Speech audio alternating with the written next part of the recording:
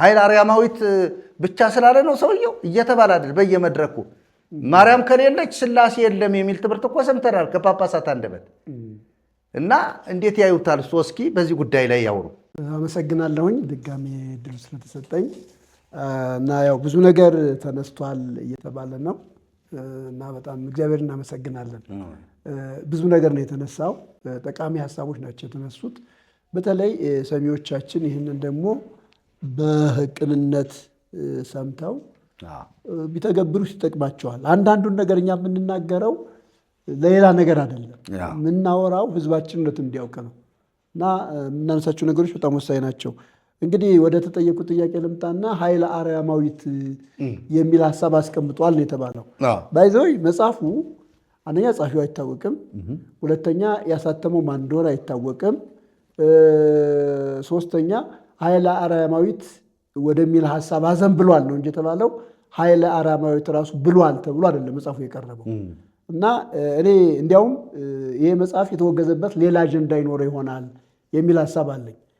ለምሳሌ ያው ታውቃላችሁና ዋልባ ገዳም በዘጠኝ መለኮት በሚል ትምህርት ይታማል። ብዙ ጊዜ እንደዚያ ነው የሚባለው። በስላሴ ላይ ያላቸው አስተምህሮ በደንብ ግልጽ አይደለም እና ዘጠኝ መለኮት ይላሉ ይባላል። ዘጠኝ መለኮት ብለው ካስተማሩ መወገዝ ያለባቸው በዚህ ነው።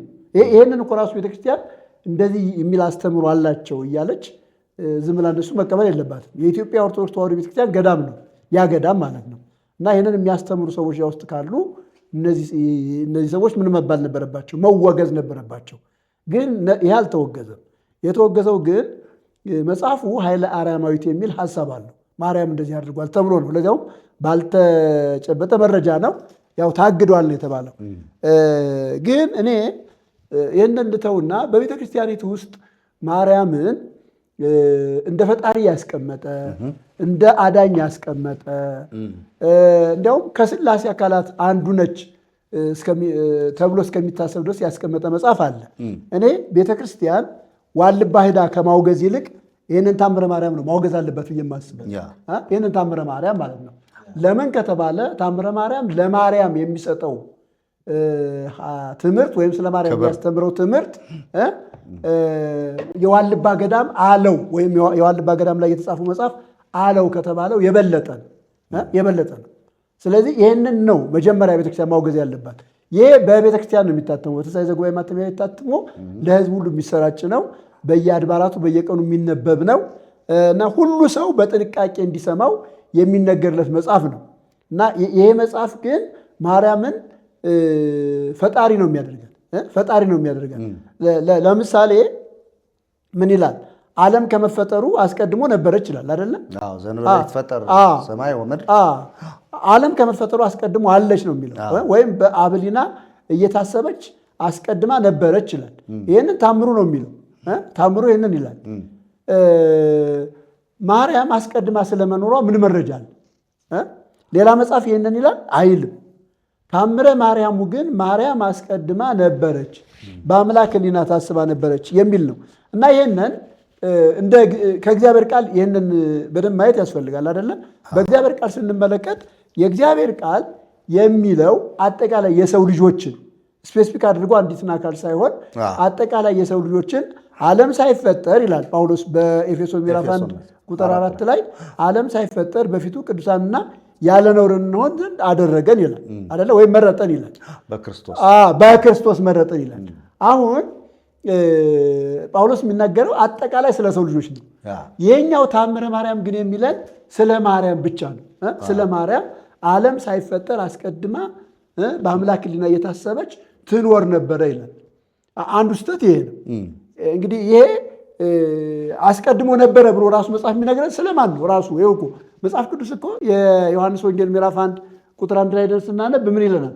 በመጀመሪያው ቃል ነበር አይደለም? ቃልም በእግዚአብሔር ዘንድ ነበረ፣ ቃልም እግዚአብሔር ነበረ። ይኸው መጽሐፍ አስቀድሞ ስለመኖር የሚነግረን ስለ ልጁ ብቻ ነው። ስለ ልጁ ብቻ ነው። ስለዚህ ከዚህ የተነሳ መወገዝ ያለበት ታምረ ማርያም እንጂ ያ አይደለም ብለን የምናስበው ከዚህ የተነሳ ነው። አንደኛው ሐሳብ ይሄ ነው።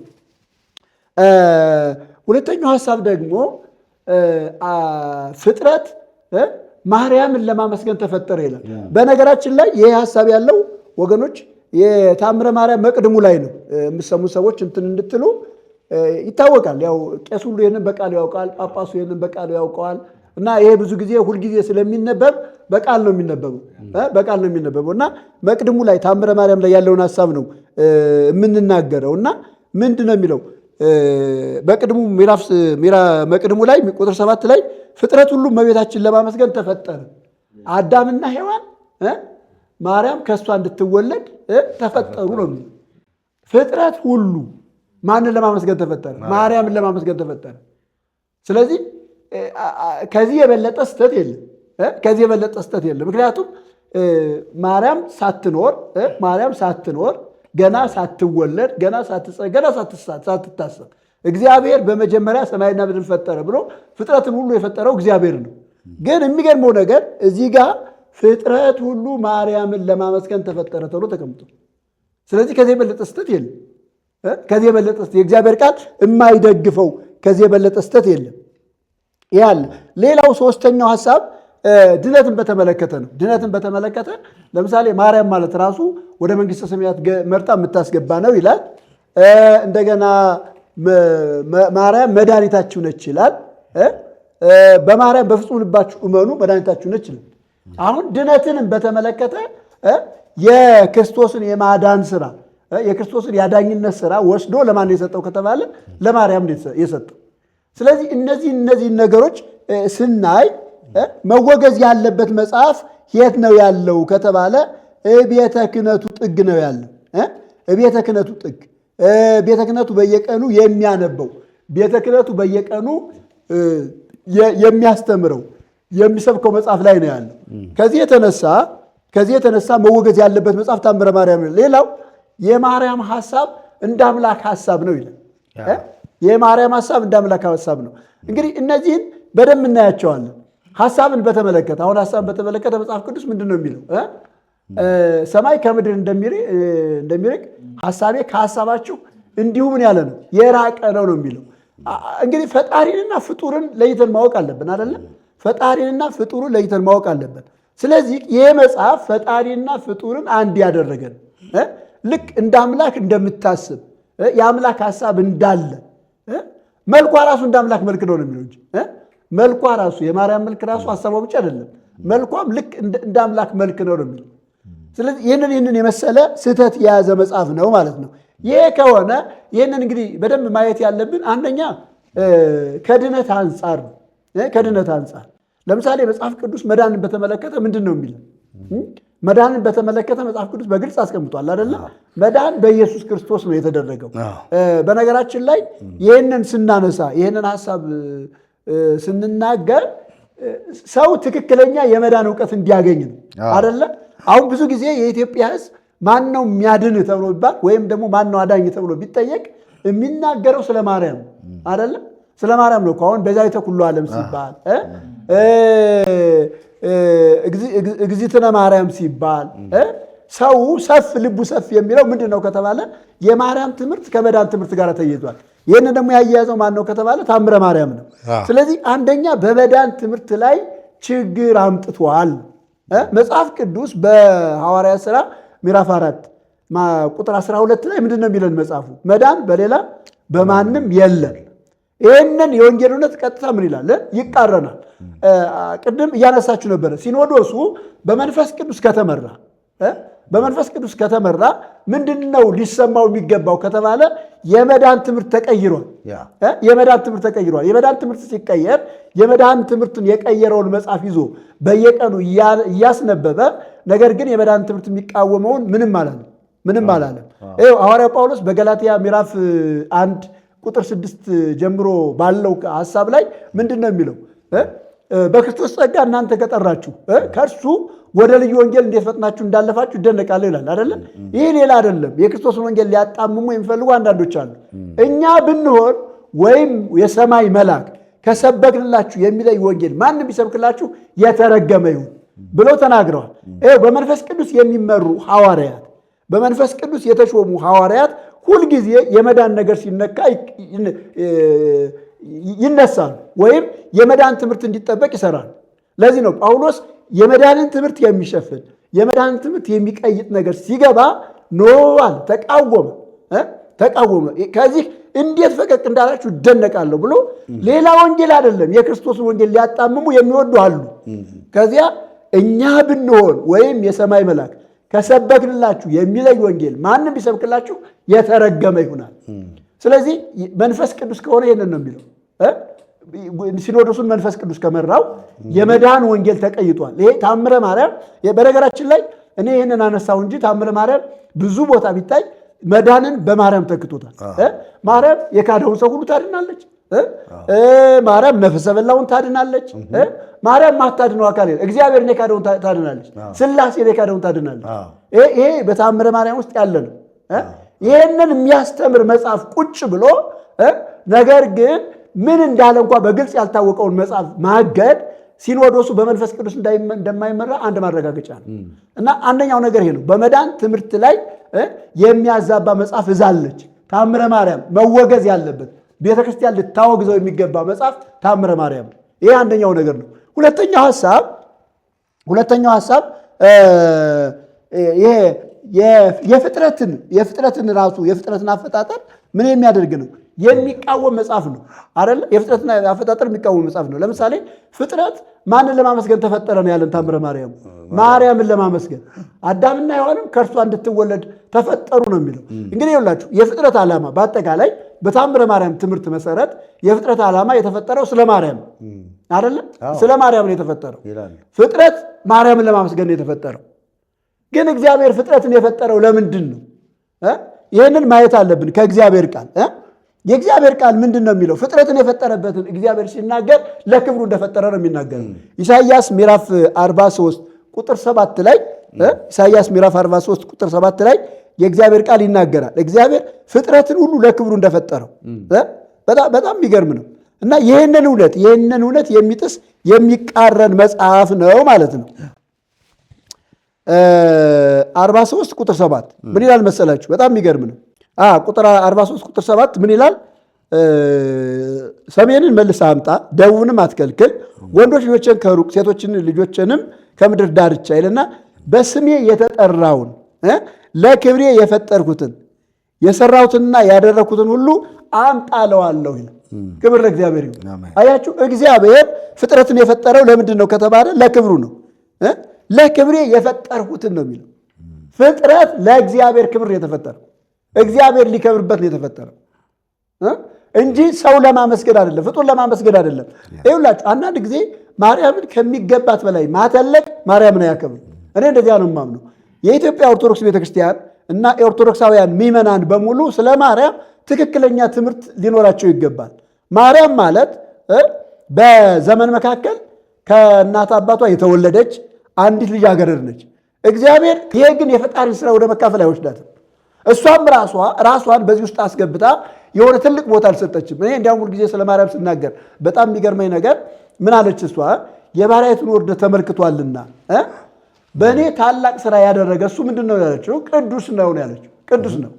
ማርያም ራሷን የምታውቀው የእግዚአብሔር ባሪያ እንደሆነች ነው። የእግዚአብሔር ባሪያ እሷን ለመጠቀም እግዚአብሔር በእርሷ ለመጠቀም እንደወደደ እሷን እንደመጠቀሚያ እግዚአብሔር እንደመረጣት እንደዚህ ነው የምታውቀው። ነገር ግን የኢትዮጵያ ቤተክርስቲያን ይኸውላችሁ ማርያምን ፍጥረት ሁሉ ለእርሷ የተፈጠረላት እንደሆነ አድርገው አስቀምጠዋል። በነገራችን ላይ ይህ ብቻ አይደለም። ፍጥረት ራሱ በእሷ እንደተፈጠረም የሚናገር ክፍል አለ። እሱን በኋላ አሳያቸዋለሁ። ፍጥረት ሁሉ በእሷ እንደተፈጠረ ይህን ከዚህ በፊትም ራሱ አውርተን እናውቃለን። ፍጥረት ሁሉ በእርሷ እንደተፈጠረ እሷ የእግዚአብሔር ፍጥረት መጀመሪያ እንደሆነች ፍጥረት ሁሉ በእርሷ እንደተፈጠረ የሚታየው የማይታየው ሁሉ ነገር በእሷ እንደተፈጠረ ይናገራል። በዚሁም ነገራችሁ መሄድ ይችላለሁ። እንዝራ ስባት የአባ ጊዮርጊስ ዘጋስጫ ድርሰት የረቡዕ ቁጥር 64 ላይ ያለ ሐሳብ የረቡዕ ላይ ማለት እና ፍጥረት ሁሉ በእርሷ ተፈጠረ ነው የሚለው መጽሐፍ። ስለዚህ ይኸውላችሁ የእግዚአብሔርን ፍጥረት እግዚአብሔር ለክብሩ የፈጠረውን ፍጥረት ለእሷ ፈጠረው ማለት ምን ማለት ነው ከተባለ የፍጥረትን ስነ መለኮታዊ አስተምህሮ የሚያዛባ ነው። ስለዚህ የኢትዮጵያ ቤተክርስቲያን እኔ ሲኖዶሱ እንደ ሲኖዶስ በመንፈስ ቅዱስ የሚመራ ሲኖዶስ ከሆነ እንደገናም ደግሞ ስነ መለኮታዊ አስተምህሮ በደንብ የሚያውቅ ከሆነ ሊቃወመው የሚገባው ትምህርት መወገዝ ያለበት ጊዜ የማይሰጠው ትምህርት ታምረ ማርያም። እኔ በቤተ ክርስቲያን ይህን መጽሐፍ እንዳይነበብ ሲኖዶሱ ማውገዝ አለበት። ለምን ከተባለ ይሄው የፍጥረት ስነ መለኮትን አዛብቷል። ያልሆነውን እግዚአብሔር ለክብሩ የፈጠረውን ለክብሩ የፈጠረውን ፍጥረት ለማርያም እንደተፈጠረ አድርጎ አሳይቷል። ይሄ ሁለተኛው ስህተት ነው። መዝሙር 19 ቁጥር 1 ምን ይላል? ሰማያት የእግዚአብሔር ክብር ይናገራሉ ይላል አይደለ? የእጁም ጠፈር የእጁም ስራ ይቅርታ ሰማያት የእግዚአብሔርን ክብር ይናገራሉ። ሰማያት ይነግራ ስብሐተ እግዚአብሔር ወግብረ ደቢያ ያዳ ሰማያት ዕለት ለዕለት ትጎስ ነበረ ወለል ለይት ታይድ ጥበብ እና ሰማያት የእግዚአብሔርን ክብር ይናገራሉ። የእጆቹንም ስራ ጠፈርም የእጁን ስራ ያወራል። ቀን ለቀን ነገርን ታወጣለች፣ ሌሊትም ለሌሊትም ትናገራለች። ድምፅ የለም መናገርም የለም፣ ድምፃቸው ግን እስከ ዓለም ዳርቻ ወጣ ይላል። ለምንድን ነው ፍጥረት የተፈጠረው ከተባለ የእግዚአብሔርን ክብር ለመግለጥ ነው እኮ። ፍጥረትን ስታዩ ማንን ነው የምታዩት? እኔ ሁልጊዜ እግዚአብሔር የሚተልቅብኝ ፍጥረትን ሳይ በጣም ይተልቅብኛል። እውነቴን ነው የምነግራችሁ። አንዳንድ ጊዜ ናሽናል ጂኦግራፊ ምናምን እናያለን እና አይተነው የማናውቅ ነገር ነው የምናየው። አይተነው የማናውቀው ማለት ነገር ስለ ጋላክሲ ሲያወሩ ስለተለያየ ነገር ሲያወሩን እግዚአብሔር ትልቅ መሆኑን ነው የምናየው። ስለዚህ ፍጥረት ስለ እግዚአብሔር ክብር ነው እንጂ የሚያወራው ስለ አንዲት ድንግል አይደለም የሚያወራው። እሷማ ውሱን ነች አይደለ? እሷ እኮ ውሱን ነች። በቃ እግዚአብሔር መረጣት፣ ፈጣሪን በማህፀኗ ተሸከመች። ይሄ ብፅዕት አሰኝቷታል፣ የተባረከች አሰኝቷታል። እግዚአብሔር የወደዳት እግዚአብሔር የመረጣት። ግን ይህንን ያህል የስነ መለኮት የፍጥረትን ስነ መለኮት ትምህርት የሚያዛባ መጽሐፍ ግን ቤተክርስቲያኒት ውስጥ አለ። ለምን ከተባለ ፍጥረት የተፈጠረው ለማርያም ነው ስለሚል ወይም ማርያምን ለማመስገን ነው ስለሚል እና ከእግዚአብሔር ቃል ውጪ የሆነ አስተምሮ ነው። መጽሐፍ ቅዱስ እንደሚነግረን ፍጥረት የተፈጠረው እግዚአብሔር ፍጥረትን የፈጠረው ለክብሩ ነው፣ እሱ እንዲከብር ነው። ፍጥረትን የፈጠረው እግዚአብሔር ፍጥረት የእግዚአብሔርን ክብር እንዲያወራ ነው። በዚህ በስነ መለኮት አስተምሮ ውስጥ ሁለት ነገር አለ። ልዩ መገለጥና አጠቃላይ መገለጥ የሚባል አለ እና አጠቃላይ መገለጥ የሚባለው ፍጥረት ነው እና ሰዎች የእግዚአብሔርን ቃል ማንበብ የማይፈልጉ ለምሳሌ መጽሐፍ ቅዱስን የማይቀበሉ ሰዎች፣ እነዚህ ኢቲስቶች የማያምኑ ሰዎች ቢመጡ እነዚያን ሰዎች ልናስረዳቸው የምንችለው ስለ እግዚአብሔር መኖር ልናስረዳቸው የምንችለው በምንድን ነው ከተባለ በፍጥረት ነው። ምክንያቱም እነሱ ያጠናሉ፣ ያነባሉ፣ ያውቃሉ። ፍጥረት በጣም ትልቅ ነው፣ በጣም ግዙፍ ነው እና ይህንን ነግረን ነው እግዚአብሔር የሚባል አለ ምንለው። ስለ እግዚአብሔር ስለሚያወራ ይህንን የሰራ ይህንን ያደረገ ይህንን የፈጠረ አለ። ታስታውሳላችሁ፣ ሳይንሱ አጥንቶ ምን አለ? አንድ ኃይል አለ። አንድ ኃይል አለ። ምክንያቱም ይህንን ነገር ያስገኘ ይህንን ነገር የሰራ አንድ ኃይል አለ። እነሱ ምክንያትና ውጤት የሚሉት አለ። ያለ ምክንያት ውጤት የለም። ውጤት እንዲኖር ካስፈለገ ምክንያት መኖር አለበት እና ምክንያት አለ። ይህንን ያስገኘ ምክንያት አለ። የዚያ ምክንያት ውጤት ነው ይሄ ሰማይ፣ ይሄ ምድር፣ ይሄ የምናየው ዓለም በሙሉ የማናያቸው ጋላክሲዎች በማይክሮስኮፕ በተለያየ መንገድ የሚያጠኗቸው በሙሉ የዚያ ውጤት ነው ወደሚል ደረጃ ደርሰዋል። እና ምንድነው ይሄንን ሁሉ ማነሳበት ትልቁ ነገር ይሄንን ትልቁን የእግዚአብሔርን ስራ ወስዶ ለአንዲት ፍጡር ለአንዲት ውሱን አካል የሚሰጥ መጽሐፍ ነው ታምረ ማርያም ማለት ነው። ስለዚህ ከዚህ የተነሳ ቤተክርስቲያን ማውገዝ ከፈለገች ልታወግዘው የሚገባ ምንድነው ከተባለ ታምረ ማርያም ነው። የፈጣሪን ስራ ለፍጡር ስለሰጠ ማለት ነው። ሌላው ስነ መለኮታዊ ተፋልሶም አለው። ይሄ ታምረ ማርያም የሚባለው መጽሐፍ ስነ መለኮታዊ ተፋልሶ አለው። ለምሳሌ ቅድም ምን ብለናል? የማርያም ሐሳብ እንደ አምላክ ሐሳብ ነው፣ መልኳ ደግሞ እንደ አምላክ መልክ ነው ይላል። ተመልከቱት። ሐሳቧ እንደ አምላክ ሐሳብ ነው፣ መልኳ እንደ ማርያም መልክ ነው። እና አስቡት፣ ፈጣሪን አስቡና አንዲትን ሴት ተመልከቱ። እንዴት ነው ይሄ ሐሳብ ከፈጣሪ ጋር ሊነጻጸር የሚችለው? አንዳንድ ጊዜ እኔ አምላክ ሲባል በኢትዮጵያ ኦርቶዶክስ ተዋሕዶ ቤተክርስቲያን አንዳንድ ሰዎች ከሚጽፉት ተነስቼ ሳነብ የሆነ አንድ ግዑዝ አካል የሆነ አንድ ቦታ የተቀመጠ እንደዚህ አድርገው አስበውት ይሆን አላውቅም። ጉልት የሚል ዝም ብሎ ጉልት የሚል እንደዚህ አይነት ነገር ለምን መሰላችሁ? አምላክ ዮሐንስ 1:18 ምን ይላል? እግዚአብሔርን ያየው አንድስ እንኳ የለም፣ በአባቱ እቅፍ ያለው አንድ ልጁ እሱ ተረከው ነው የሚለው። እግዚአብሔር በሰው አይታይም። እግዚአብሔር እንደዚህ ነው አንለው። ምን ይላል የሐዋርያት ሥራ ምዕራፍ 14 ላይ መሰለኝ ምዕራፍ 17 ላይ እንደዚያ አምላክ በሰው የተሰራውን ይመስል ዘንድ እንድናስብ አይገባም ይላል። አይገባም። ምክንያቱም አምላክ እንደዚህ አይደለም። አምላክ ከሰው አይምሮ ውጭ ነው። ከሰው አስተሳሰብ ውጭ ነው። ከሰው መረዳት ውጭ ነው። አምላክን እንደዚህ ነው ብሎ ማስቀመጥ አይቻልም። ስለዚህ አንድን ፍጡር ወስዶ አምላክ እንደ አምላክ ነው፣ መልኳ እንደ አምላክ መልክ ነው፣ ሐሳቧ እንደ አምላክ ሐሳብ ነው ማለት ምን ማለት ነው ከተባለ ስነ መለኮታዊ እውነትን ማዛባት ነው። መጽሐፍ ቅዱስ ስለዚህ የሚናገረው ነገር አለው። ለምሳሌ መዝሙር 18 ምን ይላል መሰላችሁ? መዝሙር 18 ጥሩ ነው። ይሄንን የምንለውን ሰዎች እንዲረዱ ስለምንፈልግ ነው የእግዚአብሔርን ቃል የምናነበው ማለት ነው፣ ያለ መረጃ እንደማናወራ። መዝሙር 18 ቁጥር 10 እና 12 እንደዚህ ይላል። በኪሩቤል ላይ ተቀምጦ በረረ፣ በነፋስም ክንፍ በረረ፣ መሰወሪያውን ጨለማ አደረገ፣ በዙሪያውም ድንኳኑን፣ በደመናት ውስጥ የጨለማ ውሃ ነበረ።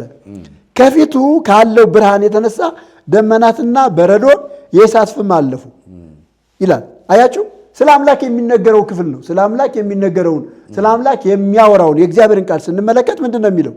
መሰወሪያውን ጨለማ አደረገ፣ በዙሪያውም ድንኳን፣ በደመናት ውስጥ የጨለማ ውሃ ነበረ። ከፊቱ ካለው ብርሃን የተነሳ ደመናት በረዶ፣ እንደገና የእሳት ፍም አለፉ ይላል። አሁን ይህንን እንዴት ነው ስለ እግዚአብሔር መናገር የምንችለው? ስለ እግዚአብሔር እንዴት ነው ይህንን አምተ እንዴት ነው ለሰው መመሰል የምንችለው?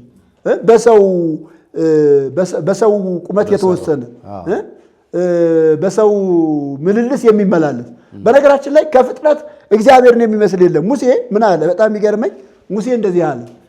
ዘዳግም ምዕራፍ 33 ቁጥር 26 ላይ እንደ እግዚአብሔር ያለ ማንም የለም።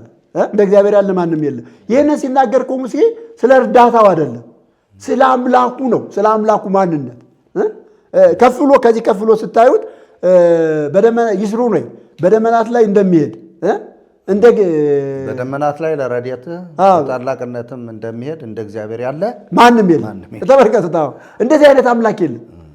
እንደዚህ አይነት የኛ አምላክ እግዚአብሔር የምንለው የኛ አምላክ ከአማልክት ሁሉ የተለየ ነው። እንደዚህ ነው ብለን ልንለው የማንችለው። ስለዚህ ይህንን ስነ መለኮታዊ እውነት ነው የሚያፋልሰው ይህ መጽሐፍ እያልኩ ነው። ሰው እግዚአብሔርን ይመስለዋል ወይም ደግሞ ፍጥረት እግዚአብሔርን ይመስለዋል ሲል አምላክን ነው የሚወስነው። በአንደኛ ጢሞቴዎስ ምዕራፍ 6 ምን ይላል መሰላችሁ? ላይ እንደዚህ ይላል። ክብር ለእግዚአብሔር ይሁን። እርሱ ብቻ የማይሞት ነው ይላል። እሱ ብቻ የማይሞት ነው፣ ማንም ሊቀርበው በማይችል ብርሃን ይኖራል። አንድ ሰው እንኳ አላየው፣ ሊያየውም አይቻለውም። ለእርሱ ክብርና የዘላለም ኃይል ይሁን አሜን ይላል። ክብር ለእግዚአብሔር ይሁን። እግዚአብሔር ማለት ይሄ ነው። እግዚአብሔር ማለት ይሄ ነው። አምላክ ማለት ይሄ ነው እንጂ የሆነ ሰው የሚመስል አይደለም። እርሱ ብቻ የማይሞት ነው። ተመልከቱት።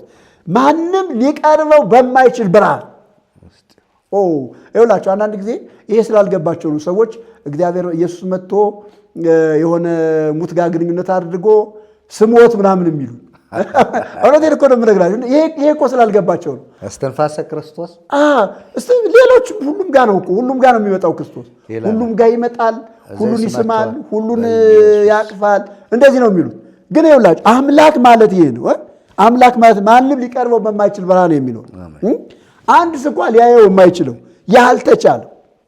ይህንን ነው መጽሐፍ የሚነግርልን። ስለዚህ ምን እያልኩ ነው? ተአምረ ማርያም ስነ መለኮታዊ እውነቶችን ምን የሚል ነው? የሚያዛባ ነው። ሌላው ባህሪ መለኮትንም የሚያዛባ ነው። የመለኮትን ባህሪ ያዛባል። እንግዲህ የእግዚአብሔር ባህሪ ምንድን ነው ማለት? ረቂቅ ነው አይደለ? ረቂቅ ነው። የማይታይ የማይጨበጥ የማይዳሰስ ነው አይደለ? ወይም ደግሞ ፍጹም ነው። እነዚህ ባህሪያተ መለኮት ተብለው የሚጠኑ ነገሮች አሉ።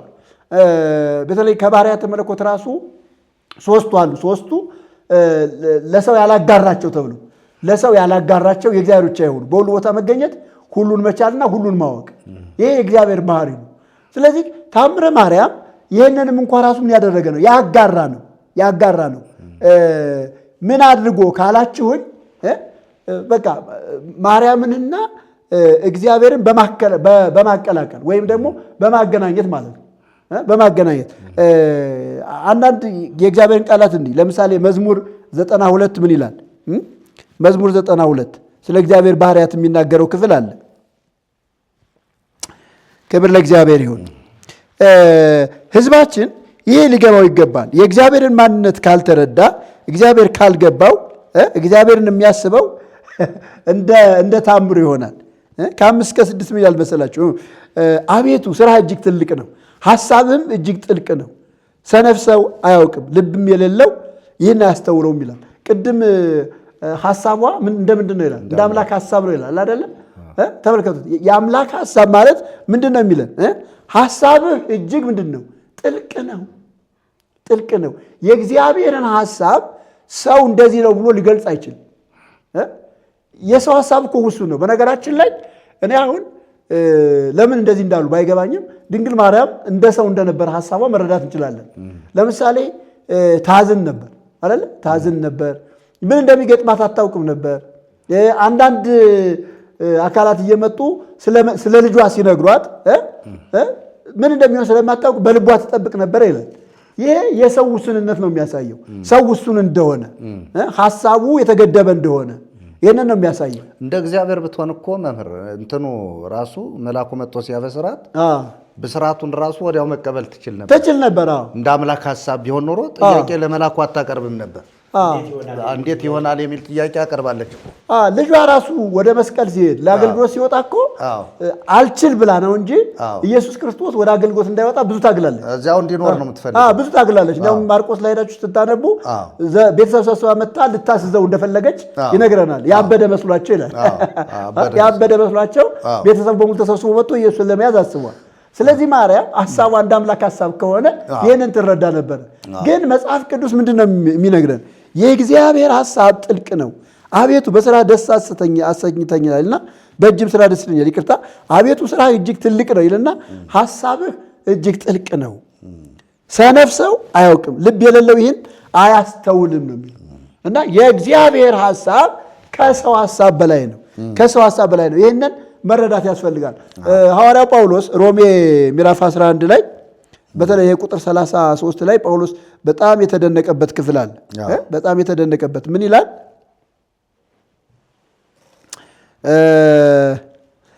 የእግዚአብሔር ባለጠግነት፣ ጥበብ፣ እውቀቱ እንዴት ጥልቅ ነው! ፍርዱ እንዴት የማይመረመር ነው! ለመንገዱ ፍለጋ የለው።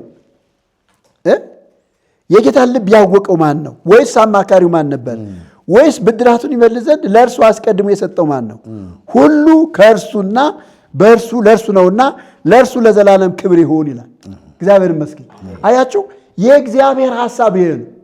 የእግዚአብሔር ሐሳብ ይሄ ነው። የእግዚአብሔር ባለጠግነት፣ ጥበብ፣ እውቀቱ እንዴት ጥልቅ ነው! ፍርዱ እንዴት ለመንገዱ ምን የለውም ይላል? ፍለጋ የለው። ፍለጋ የለው። የጌታን ልብ ያወቀው ማን ነው? ወይስ አማካሪው ማን ነበር? ስለዚህ ስለ አምላክ ባህሪ የሚነግረን መጽሐፍ ይሄ ነው። ስለ አምላክ ባህሪ መጽሐፍ እንደዚህ እየነገረን፣ ይሄኛው ታምረ ማርያም ግን የማርያምን ሐሳብና የአምላክን ሐሳብ ለማገናኘት ይሞክራል። ስለዚህ ምንድን ነው ይህንን ሐሳብ ጠቅለል ሳደርገው ትልቁ ስህተት ያለ ቤተክርስቲያኒቱ በራፍ ላይ ነው። ሲኖዶሱ ማውገዝ ካለበት ማውገዝ ያለበት ይህንን ነው። ለምን ከተባለ ብዙ ስነ መለኮታዊ ትምህርቶችን ያበላሸ ብዙ ስነ መለኮታዊ እውነቶችን የቀየረ መጽሐፍ እጁ ላይ አለ። እንዳየ ነው። አንደኛ የፍጥረት ስነ መለኮታዊ አስተምሮ አበላሽቷል። የፍጥረት ስነ መለኮታዊ አስተምሮ ምንድን ነው የሚለን? ፍጥረት የተፈጠረው ለፈጣሪ ክብር ነው። እግዚአብሔር የፈጠረው ክብሩን ለመግለጥ ነው። ይህንን ግን ማርያምን ለማክበር ተፈጠረ ብሎ አስቀምጧል። እንዳየነው በመጽሐፍ ቅዱስ እንዳየነው ፍጥረት የተፈጠረው ፈጣሪን ለማክበር ነው። ፈጣሪ ለክብሩ ነው የፈጠረው። ይህንን የሚናገረውን ይህንን መጽሐፍ ቤተክርስቲያን ማውገዝ አለባት። ድነትን በተመለከተ ሁለተኛው ሐሳብ ድነትን በተመለከተ ነው። ድነት በክርስቶስ የተሰራ በክርስቶስ የተደረገ ሰው በነገራችን ላይ ይሄ ድነትን በተመለከተ የቤተክርስቲያን መጻሕፍት እንኳን የሚመሰክሩት ድነት በክርስቶስ ነው አይደል? የቤተክርስቲያን መጻሕፍት እንኳን ቢመሰክሩት ማለት ነው። ለምሳሌ ቪዲዮአችን ላይ የሰራ ነው የተለያየ ነገር አለ። የአባቶችን ትምህርት ጠቅሰን ሁሉ አስረድተናል። የቤተክርስቲያን ትምህርት እንደዚህ እያለ ድነት በማርያም ነው። ማርያም በርታ መንግሥተ ሰማያት የምታስገባው። የቤተክርስቲያን ልጆች በእሷ መኑ። እሷ መድኃኒታችሁ ነች እያለ የሚናገር ትምህርት አለ። ይህንን ነው ይዛ ያለችው ቤተክርስቲያን። ማውገዝ ያለባት ይህንን ነው፣ ማስወጣት ያለባት ይህንን ነው። ይሄ ብቻ አይደለም። እኛ እንዲያው እንደ ምሳሌ ይህንን አነሳ ነው እንጂ በጣም ብዙ የስህተት ትምህርቶች ያሉበት መጻሕፍት ከዋልባ በፊት ቤተክርስቲያን አሉ። ስለዚህ ቤተክርስቲያን ይህንን ነው ልታወግዝ ልትቃወም የሚገባው የሚል ነው ያለን እኛ። እንደገና ስነ መለኮታዊ ትምህርቱን ስለ አምላክ ያለውን ነገር እሱን ቅድም አየን፣ የአምላክን ባህሪ ያየን እና ይህንን ሁሉ የሚቃረን ይህንን ሁሉ የሚቃወም ትምህርት ታምረ ማርያም ላይ አለ። ቤተ ክርስቲያን ይህንን መጽሐፍ ማውገዝ አለባት።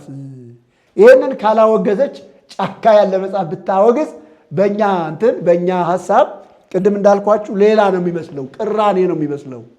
ቅራኔ አሁን ከገዳማት ጋር በሚደረገው ጸብ ገዳማትን ለመጉዳት ገዳማትን ለማገድ ወይም እንቅስቃሴያቸውን ለመገደብ እየተደረገ ያለ ነገር አለው። ገዳማት በጥሩነታቸው ቢታዩ ለትምህርት ቤት ነው የተቋቋሙት። በተለይ ቀደም በነበረው ዘመን ገዳማት የሥነ መለኮት ትምህርት ቤቶች መፍለቂያ፣ የሥነ ጽሑፍ መፍለቂያ፣ የጥናትና የምርምር መፍለቂያ ቦታዎች ናቸው። እንደዚያ ነው የገዳማትን ታሪክ ስናጠና በዓለም አቀፍ ደረጃ ማለት ነው። ኢትዮጵያም ውስጥ ገዳማት ምናልባት ከዚህ አንጻር ሊታዩ ይችላሉ ጤናማ በሆነ መንገድ። ባለፈው ታስታውሱ እንደሆነ አንድ ጥናት ቀርቦ ነበር እና እዚያ ጥናት ላይ ገዳማት በዚህ መንገድ መሰራት እንዳለባቸው በተለይ የአብነት ትምህርትንና ስነ መለኮታዊ ትምህርት መማሪያ እንዲሆኑ እንደዚህ ታስቧል። በዚህ መንገድ ጥሩ ነው። ከዚያ ውጭ ግን ገዳማትን ዝም ብሎ ከማውገዝ በቃ እዚህ ያለውን የተሳሳተውን ብዙ ነገሮች አሁን ለምሳሌ ቅድም የተነሳው ሐሳብ አለ። የጥቅምቱ የዛሬ 5 ሲኖዶስ ያነሳው ሐሳብ አለ አይደለ?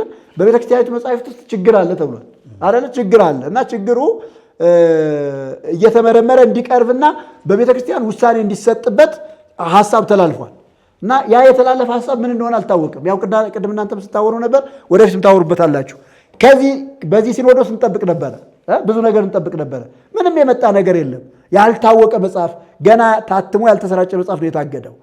ከዚያ ይልቅ ቤተክርስቲያኒት ውስጥ የገቡ የስተት ትምህርቶችን ሲኖዶስ ማውገዝ አለበት። በመንፈስ ቅዱስ የሚመራ ከሆነ መንፈስ ቅዱስ የሚመራው ከሆነ የአምላኩ ክብር ለሌላ ሲሰጥ፣ የድነት ትምህርት ክርስቶስ የሞተበት ትምህርት ለሌላ ሲሰጥ፣ እግዚአብሔር የፈጠረው የፍጥረት ትምህርት ወይም ደግሞ የፍጥረት አስተምሮ ለሌላ ሲሰጥ የማይቀና የማይቆጭ የማይናደር ሲኖዶስ እኔ በመንፈስ ቅዱስ ይመራል ብዬ አላምንም ለማለት ነው። አመሰግናለሁ። በጣም ጥሩ ብዙ ሐሳብ ነው የተነሳው። እንግዲህ እሱ የሚሉት ኃይል አርያማዊት ከሚለው የበለጠ የተጋነነ ስለ ማርያም የተሰጠ አምላካዊ ክብር አላት የሚል ነው። እኔ መልኳ የአምላክ መልክ የሚለውን ለእሷ ብቻ መስጠቱ በጣም ጥሩ አይደለም። እኔም እመስላለሁ ደፍሬ የምናገር ልክ ነው። ሰው በእግዚአብሔር መልክና ምሳሌ የተፈጠረው ግን ለእሷ ነው የተሰጠው። ለእሷ ተለይቶ የተሰጣት ሌላው እንደ ርኩስ የሚቆጠር እሷ ምንድን ነው ያን ያክል የወሰደችው የሚለውን ከድካሙ አንጻር አሁን ሲያወሩ በጣም ደስ የሚል እንትን እያነሱ ነበር። ማርያም የአምላክ ልብ ሐሳብ ማለት ሐሳቧ እንደ ሐሳቡ እንዳልሆነች ቀላል ውስን ዕውቀት ውስን አካሄድ የነበራት በአንድ ግለሰብ ቤት የተወለደች ነገር ግን ደግሞ እግዚአብሔር ልጁ ከሷ እንዲወለድ የፈቀደባት ወይም ደግሞ እግዚአብሔር ራሱ ፈቅዶ ያከናወነው ክንውን እንጂ ጌታን ስለወለደች ገና አስቀድሞ ልክ ጌታ ከሷ ተሰርቶ የተቀመጠ ነው የሚያስመስሉት። ተሰርቶ እዛው እንዳለ ስትፈጠር ጀምሮ እዛው ማህፀኗ የመጣ ያስመስሏታል። ጥያቄ ተፈጥሮባታል እኮ ችግር ፈጥራ ነበር እኮ መልአኩ ገብርኤል ጋር ግብ እንዴ አላውቅም እንዳለች እኮ ወንድ ስለማላውቅ ይሄ እንዴት ሊሆን ይችላል? ታዲያ በመንፈስ ቅዱስ መወለዱን ካወቀች ጌታን ለምን እሺ ብላ አልተቀበለች? ውስን ነች፣ ጠባብ እንደ አንድ ሰው ነች፣ ተራ ሰው ነች፣ ምንም እንትን የለው። ስለዚህ አምላክ ልናደርጋት አንችልም። ክብር ግን ይገባታል። ክብር ማለት ትመለካለች፣ ይዘመርላታል ምናምን ማለት አይደለም። በቃ ክብር ለሚገባው ክብር ይገባል መጽሐፍ ቅዱስ ያለው። ስለዚህ ማርያም የጌታ እናት ትክክለኛዋ በምንም ተአምር ልናንቋሽሻት አይደለም። እሷን በምንም ነገር ልንተቻት አንችልም። ምትተች አይደለችም እንዴ። የዋህ ናት እኮ በጣም ትሁት ናት፣ የተባረከች ናት፣ ጌታን ያመሰገነች ናት፣ ጌታንም የተቀበለች ነች።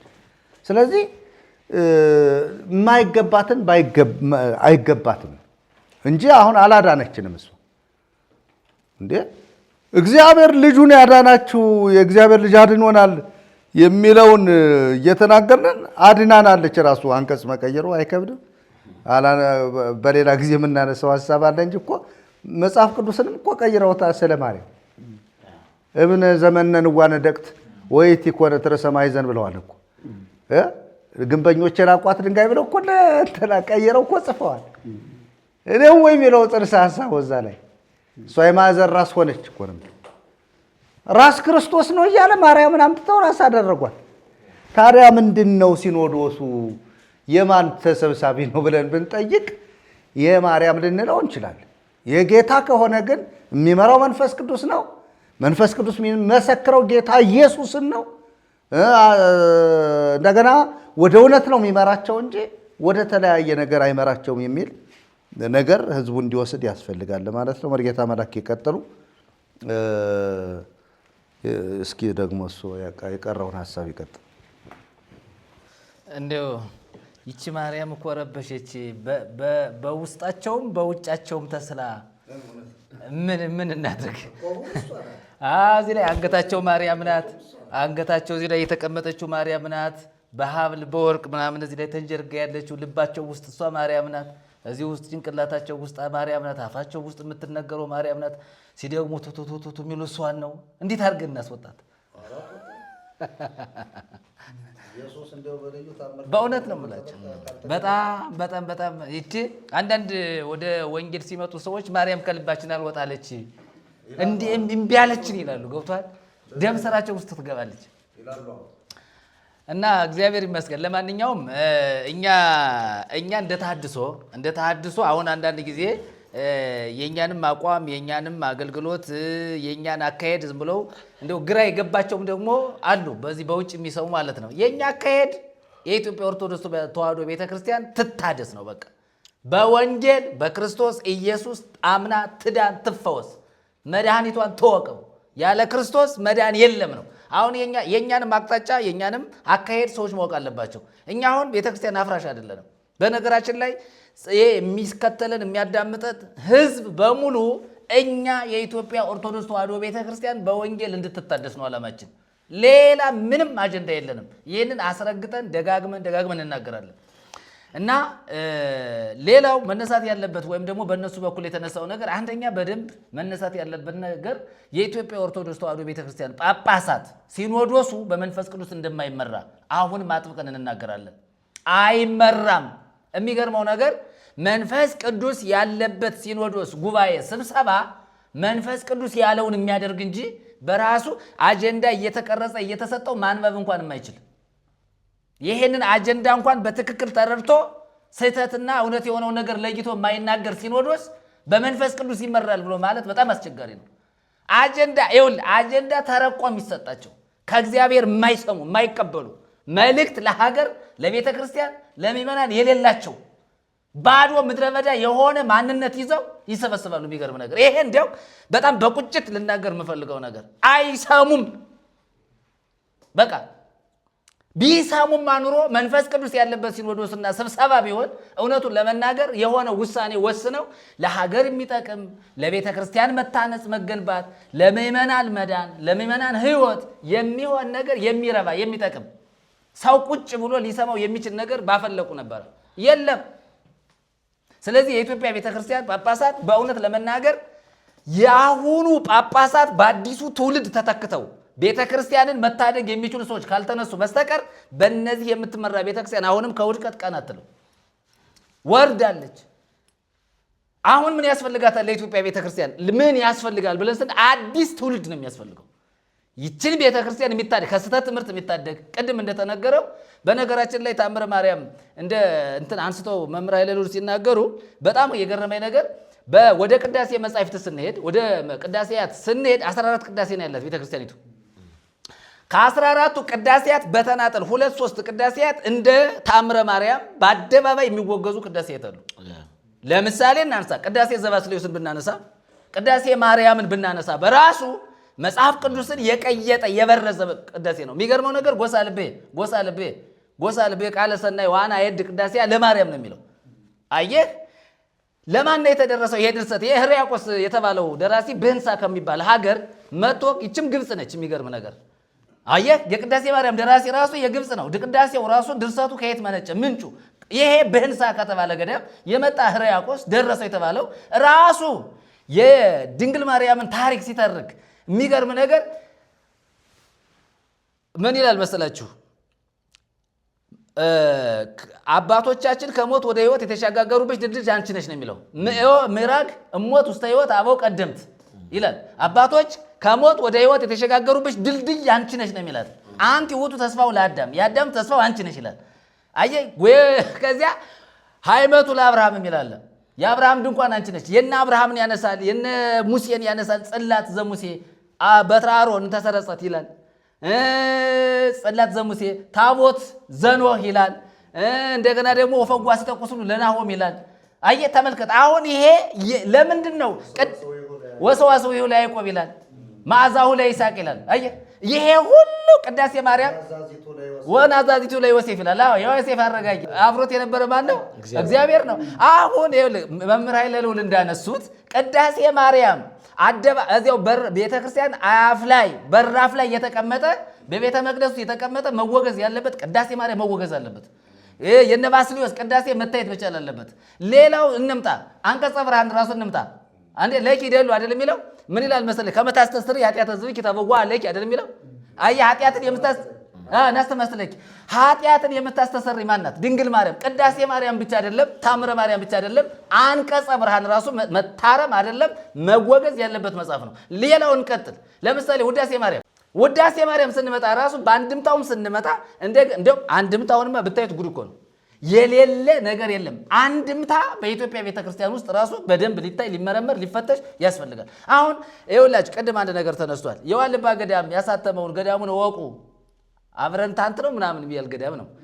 እሱን በተመለከተ የተጻፈው መጽሐፍ ከምን አንጻር አምጥተው ያንን እንደተናገሩት ባናቅም ግን የሆነ ኬዝ ስላለ ብቻ ነው እንጂ በጣም በአደባባይ ላይ የኢትዮጵያ ሕዝብ የተወገዘበት፣ የታሰረበት፣ የተተበተበበት፣ ተገንዞ የተቀበረበት፣ የሞተበት፣ አፈር ደቸውን የበላበት ድርሰት አውደ ምሕረት ላይ እዚያው ንዋየ ቅድሳት ውስጥ አለ፣ እዚያው ቤተ መቅደስ ውስጥ አለ፣ አትሮሱ ላይ አለ።